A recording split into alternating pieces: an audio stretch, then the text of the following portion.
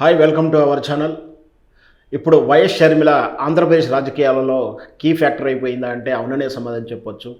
రెండు విభిన్న రాజకీయ పార్టీలు హోరాహోరీ పోటీ పడుతూ తప్పకుండా ఓడిపోతుంది వైఎస్ఆర్ పార్టీ అంటూ తెలుగుదేశం పార్టీ ఒకవైపు ప్రచారం చేస్తుంటే, తెలుగుదేశం పార్టీకి ఇవే చివరి ఎన్నికలు, మళ్ళీ వై నాట్ 175 మేమే వస్తామంటూ వైఎస్ఆర్ పార్టీ గట్టి ధీమా ఉన్న తరుణంలో అనూహ్యంగా తెర మీదకి వచ్చింది కాంగ్రెస్ పార్టీ నుంచి.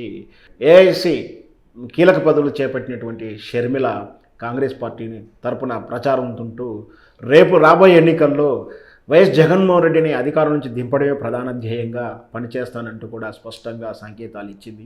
వైఎస్ జగన్మోహన్ రెడ్డి పాలన జరిగినటువంటి పనుల జాప్యము, అవినీతి, నిర్లక్ష్యాన్ని ప్రశ్నిస్తూ ప్రజలు మార్పు కోరుకుంటానంటూ స్పష్టంగా ఉపన్యాసాలు ఇస్తూనే అన్న వదిలిన బాణమే అంటూ గతంలో చెప్పిన అదే షర్మిల ఇప్పుడు అన్నని గద్దె దింపడానికి కంకణం కట్టుకొని రాష్ట్రమంతా పర్యటించబోతుంది. షర్మిల వ్యూహాత్మకంగా నిన్న ఇడుపులపాయలో వైఎస్ వివేకానంద కూతురు సునీతని కలవడం చాలా చర్చనీయాంశమైంది.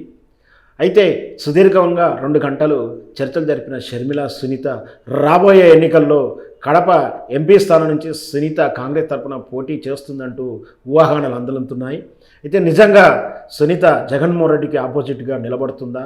ఎందుకంటే మొదటి నుంచి కూడా వైఎస్ వివేకానంద రెడ్డి హత్య తర్వాత సునీతకును, జగన్మోహన్ రెడ్డి వర్గీయులకు అయితే వైఎస్ షర్మిల చాలా కాలము ఈ హత్య గురించి ఎలాంటి వ్యాఖ్యలు చేయని వైఎస్ షర్మిల ఏకంగా తను మొదటిసారి వ్యాఖ్యానిస్తూనే స్పందిస్తూనే సునీతకు మద్దతు ఇస్తూ సునీత అన్యాయం అయిపోయిందంటూ కూడా చెప్పడం జరిగింది. అంటే వీళ్ళ మధ్య సత్సంబంధాలు ఉన్నట్టుగా మనం భావించవచ్చు.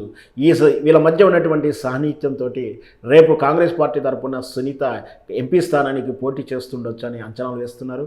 వేచి చూద్దాం రాజకీయ పరిణామాలు ఏ విధంగా మారుతాయో, ఎవరు ఎక్కడి నుంచి పోటీ చేస్తారో, ఎవరి వల్ల ఎవరికి లాభం, ఎవరి వల్ల ఎవరికి నష్టమో ఎన్నికల ఫలితాల తర్వాతనే తెలుస్తుంది.